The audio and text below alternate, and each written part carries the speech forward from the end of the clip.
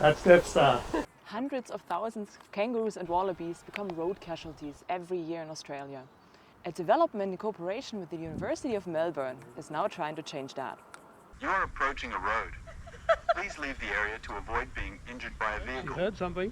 Kangaroos on roads are a major risk, both to the animals themselves and to the drivers. So the project is about finding a way to deter or discourage kangaroos from going onto roads, or if they're already on the road, to get them to move off the road before a vehicle gets there. My field of research originally I would describe as behavioral ecology, and I was working on eastern grey kangaroos and specifically looking at sounds that might be used for deterrence, both from agricultural properties and roadways.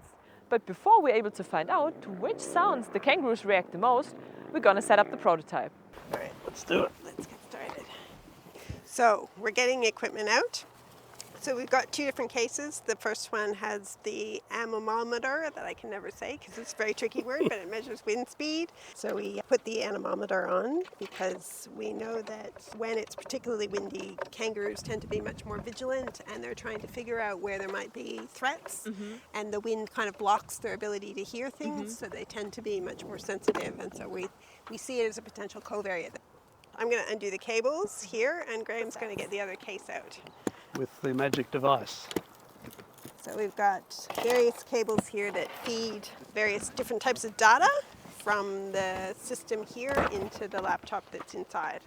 Which is very much a prototype, and it has a number of features that the commercial model won't. It's got a pan tilt head, so this part of the mechanism allows it to turn left to right. Beautiful turning, Helen. And up and down, so we can aim the speakers, which are these parts, directly at the kangaroo that we want to test, and the GoPro camera on top records everything that happens. The test with me works quite well because kangaroos have similar hearing to humans. All right, so then what we would do is do a test run. So if you want to stand beside the speakers. I'd love to. Or if you want to stand further away and get blasted, take your pick. How far should I go away? 20 metres, maybe? Oh, really? Yeah, it's not that loud. All right, so Emma's perfectly lined up. Good. I will shift it ever so slightly. You can see the camera move. All right, so I'm going to start the recording and playing audio. You hear anything? I heard like a... but I'm not sure whether that was the sound. We're using the prototype to test 5 different sounds. With each test, one sound is projected by the speakers to the test kangaroo. So we've got a couple of alarm calls. So it's a masked lapwing and a magpie alarm call. Playing. That's the magpie. That's the magpie? Yeah. It's not the caroling noise, it's an alarm signal. What else you got? That's the lapwing. And this one's getting fairly good reactions. Magpie is not so much. I think you got quite some good sounds. That one scared me a little bit. We've categorized a new response called Jolt. It's a bit like that actually, because we've seen a few kangaroos just go. Yeah, okay. The masked lapwing and the magpie are 2 sounds that came from my PhD thesis that I tried, and I certainly found that it produced high vigilance and also flight fairly regularly. And we know that the kangaroos are eavesdropping on those signals, so these are species they share habitat with, and if they give an alarm call, then there could be something that the kangaroo should worry about too. Yep. Playing. That was the dingo howl. Yeah. The one that I just heard. Sounds like a swan when you're standing next to it. So both of them are basically worried about the same predators. Not always. They'd be worried about smaller things too, like cats, whereas the kangaroos don't care about cats. Yes. But there'd be enough overlap to make the kangaroos think, I shouldn't ignore that, I should pay attention. And would you expect that the kangaroos get used to the sounds at some point? Yeah, no, it's a good question. And that's one of the reasons we're trying natural sounds, because if a kangaroo hears a lapwing call, it should pay attention to that call because it's potentially going to be a risk to the kangaroo as well. And that's evolved over thousands of years. So they're not going to lose those sort of responses quickly. Something like the Death Star, while it's quite terrifying at first, may be more likely to habituate is the term. So yeah.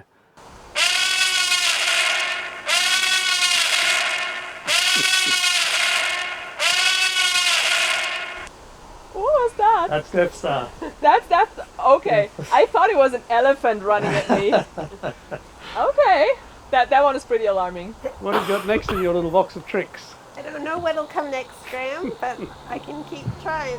Experimental design is tricky because we don't know which call we're going to play next. So it Fine. randomises within the 5. So we don't know which one it is, which means we can't prejudge the situation or the response. We're blinded when we play it, but we can then go and find out what it was. Yeah. No, we can't look at a big male kangaroo and say, I think he needs Death Star today. Okay. Yeah, wait. Although I have said that a few times. And he said, can you dial this up? And I've gone, I don't know, we'll see what happens. What else you got? You are approaching a road. Please leave the area to avoid being injured by a You vehicle. heard something? The man really took me by surprise. That was funny. Did you understand what he said?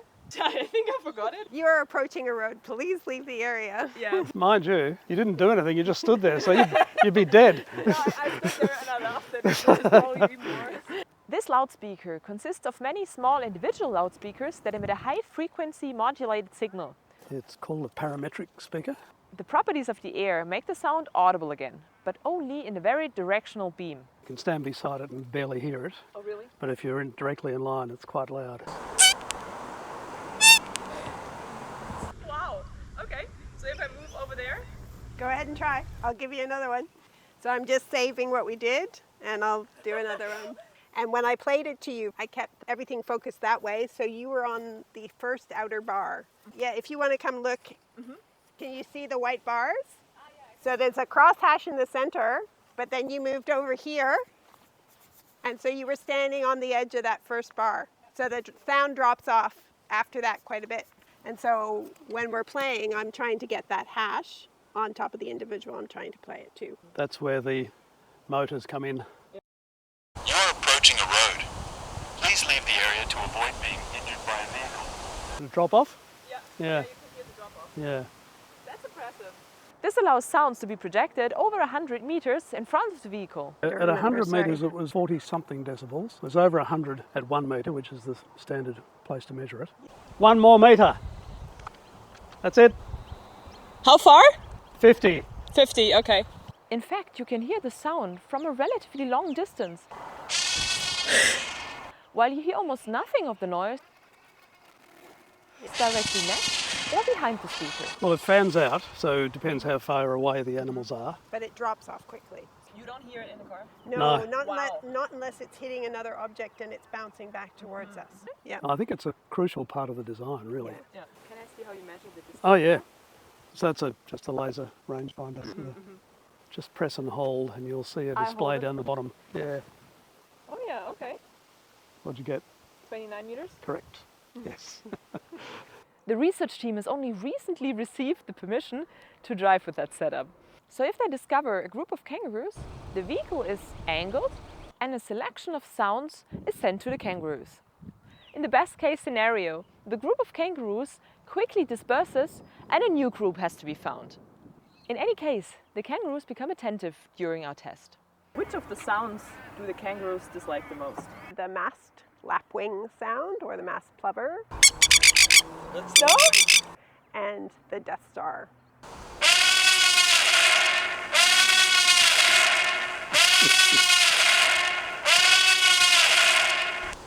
What was that? That's Death Star.